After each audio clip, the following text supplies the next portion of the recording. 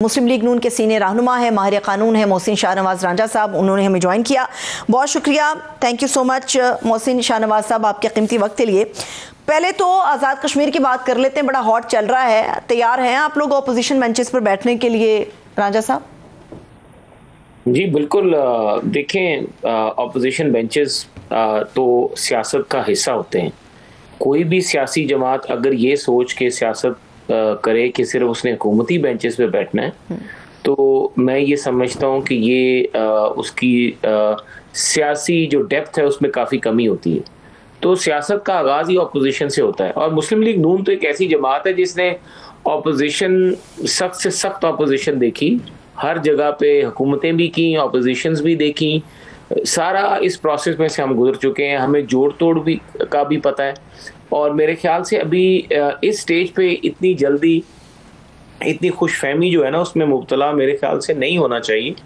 अभी तो आगाज़ है, आगे काफ़ी ज़्यादा सिलसिला भी बाकी है। और अभी मैं समझता हूँ कि मुस्लिम लीग नून जो है उसकी हिकमत अमली और मुस्लिम लीग नून का जो लायामल है वो भी सामने आ जाएगा, और इंशाल्लाह ताला जो मुस्लिम लीग नून जो है वो कामयाबी जो है वो हासिल भी करेगी। और हमें यकीन है कि इस मौजूदा जो सियासी सूरत हाल है इसमें से भी एक बेहतर लायामल जो है, इत्तफाक पे मबनी जो लायामल है वो मेरे ख्याल से सामने आएगा। और मैं वक्त पाकिस्तान के लिए और आज़ाद कश्मीर के लिए और जो हमारी सियासी और इक्तसादी और जो हमारी दफाई सूरत हाल है इस पूरे खिते में पाकिस्तान की, उसके इत्तफाक है वो इंतहाई अहम है तमाम सियासी जमातों का जो इस वक्त इत्तेहाद में पाकिस्तान पे हुकूमत कर रही है। ठीक है, आप ये जो बात कर रहे हैं मैं आपसे मुकम्मल तौर पे इत्तेफाक करती हूँ, ये बात बिल्कुल दुरुस्त है। लेकिन आज जो पाकिस्तान पीपल्स पार्टी का इजलास हुआ उसके अंदर बड़ा कॉन्फिडेंटली ये ऐलान भी तकरीबन कर दिया गया कि अदम एतमाद के लिए नंबर्स भी उनके पास पूरे हैं, अब सिर्फ मुशावरत बाकी है प्रेसिडेंट आसिफ अली जरदारी साहब से। लेकिन आपको नहीं लगता कि अगर ये तब्दीली आ जाती है आज़ाद कश्मीर में तो फेडरल गवर्नमेंट के ऊपर जो एक एतमाद है वो कम हो जाएगा, फेडरल गवर्नमेंट जो है वो पाकिस्तान के अंदर कमज़ोर होगी, और ये मौका देगी उन तमाम सियासी मुखालिफिन को इस बात के ऊपर खेलने का कि जो वफाकी हुकूमत पीपल्स पार्टी की बैसाखियों पर खड़ी थी, आज वो बैसाखियाँ इधर से भी टूट सकती हैं और कभी भी कुछ हो सकता है। देखें, सियासत है ना, सियासत में हम किसी को सियासत करने से या आगे बढ़ने से तो रोका जा नहीं सकता। हर जमात का एक अपना सियासी एजेंडा होता है और उसी की रोशनी में वो आगे चलना भी जाती है। और अगर वो ये चाहते हैं कि इख्तलाफात इस तरीके से, मेरा नहीं ख्याल कि पीपल्स पार्टी अभी भी हम ये तवक्को करते हैं कि मामलात बेहतर तरीके से आगे बढ़ाए जा सकें। और पीपल्स पार्टी के साथ अगर वो सिंध में कोई गवर्नमेंट बनाना चाहते हैं और कोई ऐसी ख्वाहिश रखते हैं तो उसके बारे में भी मेरे ख्याल से बिलावल साहब हैं या जरदारी साहब हैं, उनका शहबाज शरीफ साहब से रब्ता है। और हर चीज़ का जो हल है, जब आप इल्हाक में होते हैं और जब इत्तफाक में होते हैं तो आप बैठ के उन चीज़ों का हल तलाश कर सकते हैं। और यहाँ पर भी अगर उनका अपने अलायंस में और अपना जो हमारी जो यूनिटी है उसके बीच में बैठ के अगर वो ये जो भी उनके तनाज़ात हैं और जो भी उनकी ख्वाहिशात हैं अगर वो पे अमल पैरा हमें भी करवाना चाहते हैं तो बेहतर है ये बैठ के बात की जाए, और बजाय कि इन चीज़ों को अदम एतमाद और इस तरह की फ़ज़ा पैदा की जाए। क्योंकि आपको पता है कि आज़ाद कश्मीर की जो सियासत है वो जो भी पिछले दिनों सियासी सूरत हाल या जो एक वहाँ पे मसाइल का सामना आज़ाद कश्मीर में हमें करना पड़ा, उस सूरत हाल के बीच में इंतहाई ज़िम्मेदाराना रवैया जो है उसको इख्तियार किया जाना चाहिए आज़ाद कश्मीर की सियासी सूरत हाल को मद्देनज़र रखते हुए। वहाँ पे कोई भी सियासी एडवेंचर जो है इस वक्त मैं समझता हूँ आज़ाद कश्मीर की सूरत हाल को सामने रख के उसकी वो डबल एज किस्म का उसके जो वेपन टाइप सिचुएशन होगी, वो एक तरफ तो हुकूमत हासिल करने के बारे में आप सोच रहे हैं लेकिन उसके जो मसाइल होंगे वो पाकिस्तान की जो सूरत हाल है, और ऊपर से आपको पता है कि कश्मीर, आज़ाद कश्मीर का जो मसला है वो भारत के साथ हमारा एक वहाँ पे इख्तलाफात जो सेंसिटिव इशू है कि तो यहाँ पर हमें कोई सियासी एडवेंचर अगर मतलब जो वॉर फील्ड जो है ना, मेरे ख्याल से आज़ाद कश्मीर अगर पॉलिटिकल मेच्योरिटी, और मुझे यकीन है कि सारी सियासी जमातों में आज़ाद कश्मीर को सियासी का जो जंग का मैदान नहीं बनाना चाहिए, क्योंकि वहाँ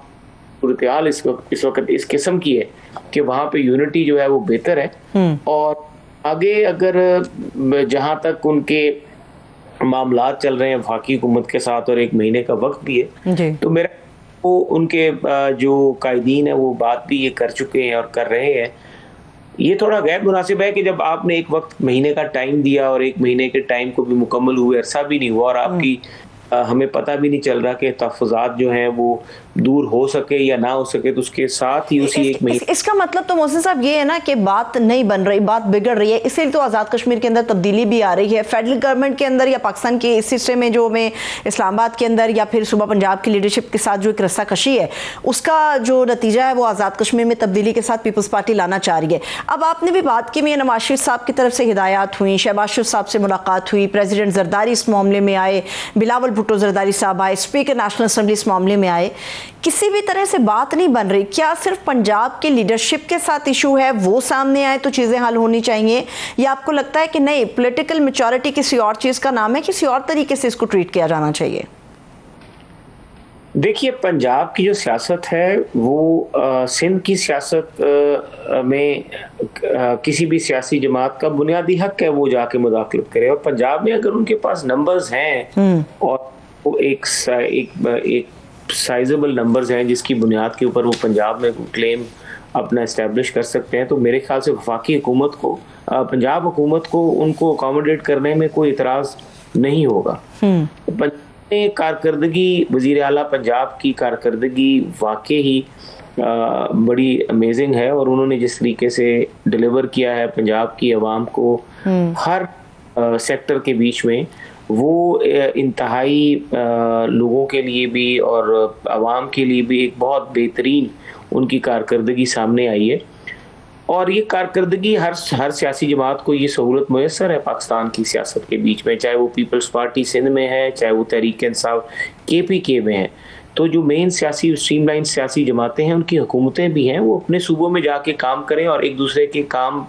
जो है उसको पॉजिटिवली। लेकिन सब शिकवा तो यहीं पर है ना, शिकवा तो दरहकीकत यही है कि पंजाब के अंदर जो उनके लोग हैं पीपल्स पार्टी के, वो शिकवा करते हैं कि जी हमें ना तो स्पेस दी जाती है, ना हमें वसाइल फराहम किए जाते हैं। जब हमें पॉलिटिक्स करने की इजाज़त ही नहीं मिल रही तो फिर अपने लोगों को हम डिलीवर कैसे करेंगे? असल जो मामला है वो तो दरअसल उठा ही पंजाब से, और यही वजह है। देखिए, वही मैं कह रहा हूँ ना कि अगर तो इनके पास वहाँ पे नंबर्स हैं और ठीक है, वो हमारे साथ बैठे हुए हैं, हमारे इत्तेफाक में हैं, हम उनके साथ हैं।